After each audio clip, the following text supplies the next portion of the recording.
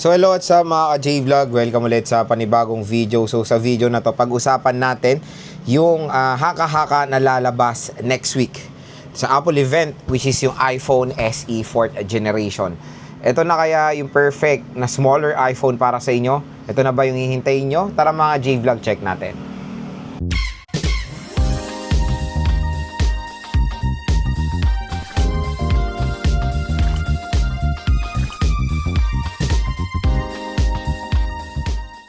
So ayan mga ka-J-Vlog, another first impression or quick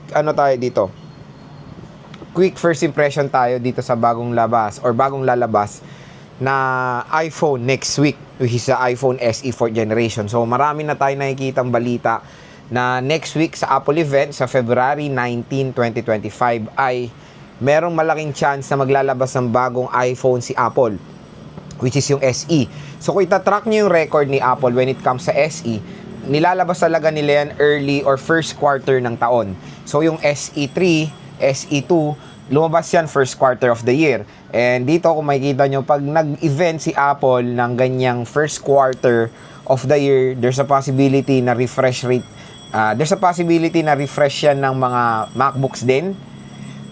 May mga bagong iPads din, di nga natin alam dyan. And of course, iPhone. So, yung iPhone SE, dyan talaga siya, dyan siya nababagay or dyan talaga yung trono niya when it comes sa release date. First quarter ng taon at meron tayong mga leaked images dito na sample images ng iPhone SE 4. Tapos meron din tayong nakita na report na may isang phone case company na na-leak yung itsura ng iPhone SE 4th generation. So, yun, meron din tayong na presyo nito. Price range muna tayo. Sa price range ng iPhone SE 4, there's a possibility, nakita ko kasi doon $425. So kung i-convert mo yan sa atin sa Philippine peso, ang range niyan siguro nasa 20 to 25,000 pesos. Siyempre depende rin of course sa ating conversion rate. At nakakalungkot lang dito sa SE 4th generation, may sinabi sila na there's a possibility na meron din 64GB. So medyo hindi na perfect fit ang 64GB lalo na ngayon 2025. So dapat ang minimum na lang is 128GB. Pero yun, meron tayong nabasa na 64, 128 at 256 GB na internal storage and even 1TB. So yun mga ka-J-Vlog, ito po, ang maganda dito sa iPhone SE 4th generation is yung utak niya. Support siya ng Apple AI. Ito, meron tayong nakitang sample image dito sa according to macrumors.com.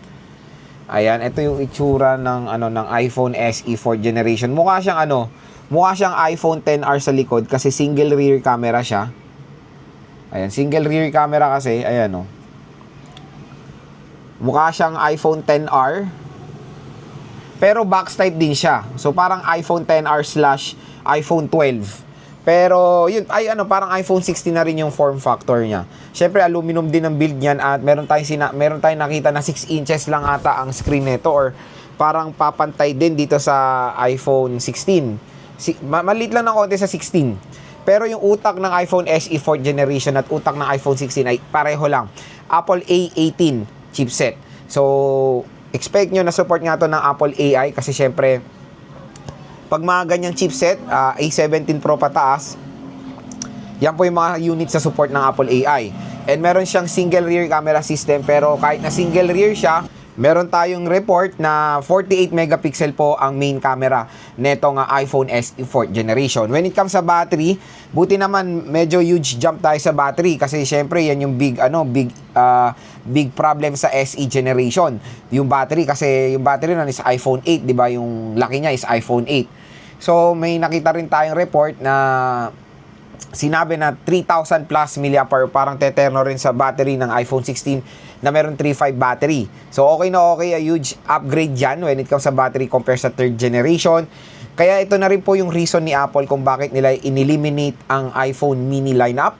Kasi ililipat nila yan sa SE para mag-giveaway sa Plus versions. So ito na, first ever iPhone SE to have a notch display. So hindi po siya dynamic island, notch pa rin ito. At syempre in-eliminate na nila yung Touch ID na makikita natin sa 3rd generation. So full screen na rin siya. Para siyang iPhone XR remix sa iPhone 16. Yung camera kasi is kamukhang-kamukha. Excited ako sa kulay na mo-offer ng iPhone SE 4th generation. So, when it comes sa screen nga, maliit siya, 6 inches. Pero magandang balita dahil OLED display siya. So, maganda na hindi nila to nilagyan ng liquid retina kasi sobrang outdated na yung ganong specs when it comes sa mga smartphones today. So, OLED siya, Super Retina XDR OLED display na meron siyang aluminum frame din with glass back cover pa rin. Etong iPhone SE 4th generation. Hindi natin alam kung matte finish na rin ang iPhone SE 4th generation or glossy glass. Pero malaki ang chance na baka to is matte glass na rin, which is yan na rin talaga yung nakikita natin sa lahat ng lineup ng iPhone. Pero may chance din na maging glossy. Ang isa pang huge difference of course compared sa 3rd generation is yung USB Type-C. Siyempre, bakit naman nila ito lalagyan ng Lightning? Di naano sila ng EU na naman, di ba? Kaya Lightning, na rin to USB Type-C port. So, faster charging. Kumbaga dito smartphone na to. Pating magkakaroon to ng malaking ingay when it comes sa smartphone industry ngayon sa iPhone. Kasi pag lumabas to sa GH Matic, pag na-announce to ng February 19, tapos pag nirelease to ng Apple kina next week, baka meron na rin dito sa Green Hills, sa gray market natin. So, kaya kung gusto nyo mag-pre-order ng iPhone SE, kung sakali man ma-introduce yan dito sa PH, or ma-introduce yan sa Apple event, ayan, meron tayong recommended shop, ang CMB Gadget Stall XA07. Yung Facebook page niya nasa description box. Inquire na kayo kung sakali nga meron ng iPhone SE. Pero, after Apple event, gagawa naman tayo ng mga first impressions sa mga products na nilabas ni Apple. Stay tuned lang dyan. Pero ito is first impression rumors dun sa iPhone SE 4th generation. Yun nga, meron din siya sinabi when it comes sa connectivity. So 5G connectivity na rin ang iPhone SE 4th generation. Siyempre, expect nyo dito is napaka-powerful ng smartphone na to when it comes sa gaming. Kasi Apple A18 siya, support pa siya ng Apple AI. Kaya ito, perfect to sa mga consumers. Ako rin sobrang excited ako. Kung mas maliit siya sa iPhone 16, tapos kasing powerful ng iPhone 16, baka may chance na bumili ako ng iPhone SE 4th generation for my secondary smartphone for making vlogs. Kasi yun nga, 48 megapixel siya. And I hope na meron to support, of course, sa cinematic and action mode. Siguro,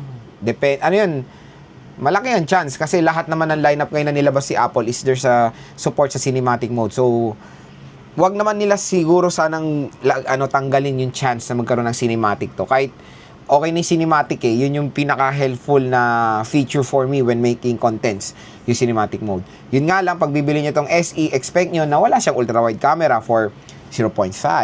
And wala siyang capture button. So, walang capture button yung iPhone SE 4th generation. Sana nilagyan na lang nila para naman, di ba, lahat ng nilabas ngayon or parang naging future-proof na rin yung SE 4th generation na nilagyan na rin nila ng capture button. Pero hindi na rin alam na may action button din ba ang iPhone SE 4th generation. Hindi natin alam kung ring and silent toggle pa rin yan. Pero malaki rin yung chance na baka action button yung ilagay sa iPhone SE 4th generation. So yun, nakakatuwa na maglalabas ulit si Apple ng iPhone na isang super liit with jump pack specification when it comes sa chipset, display, camera is 48. Alam nyo naman, pagdating sa camera ng iPhone is super performance yan. Kaya expect nyo when it comes ito sa iPhone SE 4th generation na lalabas is magbibigay ito ng outstanding camera quality rin. Kaya yun mga ka-J-Vlog, yung ating quick rumor. So yun mga ka-J-Vlog, yung ating quick first impression dito sa iPhone SE 4th generation. Ang pinaka-main na tanong ng iba, Lods, pag lumabas ba to, sulit siya? Again, pag lumabas to, based dun sa binasa nating specs, sa around 25,000 pesos, ito yung pinaka-budget meal na latest iPhone na pwede nyo ma-purchase. Kasi syempre, ang layo nung price. Siguro sabihin na natin 25 to 30K. Kasi yung iPhone SE 3rd generation, yung brand new dito, naglalaro yan sa 27 to 30 plus So, ganun na rin sabihin natin, 30,000, 25 to 30,000 for the iPhone SE 4th generation. When it comes sa iPhone, syempre, ito yung, again, pinaka-affordable way nyo to purchase an iPhone na latest. Ang maganda kasi dito sa smartphone na to, kung sakaling totoo, yung chipset is Apple A18, napakatagal nyo magagamit itong smartphone na to. At kung nakita natin yung huge upgrade niya when it comes sa battery, ito kasing iPhone 16 ko, okay naman yung 3.5 battery niya. Nakakatagal naman din sa akin siya ng 1 day, depende of course sa usage. Pero kapag gaming matic, mabilis siya malobat. Biruin nyo kung ganitong kalakas yung iPhone SE na sobrang liit, napakasulit naman siya i-purchase. Pero again, asahan nyo na mas malaki siya sa iPhone 12 mini and iPhone 13 mini. Yun nga, parang ka-size niya yung iPhone 16 with smaller screen size. So yun mga ka-J-Vlog, again, kung interested kayo dyan, abangan nyo na lang, gagawa tayo ng first impression talaga mismo when it comes sa iPhone SE 4th generation pag lumabas din sa Philippines. And of course, pag available yan sa Green Hills, update din naman kayo namin ni Ate Mayet. Siyempre, mas mura sa Green Hills. At i-click nyo na yung description box, yung link nila doon. Sabihin nyo lang napanood nyo sa vlog kung mag-inquire kayo, matik bibigyan pa yung discount ng shop na yan.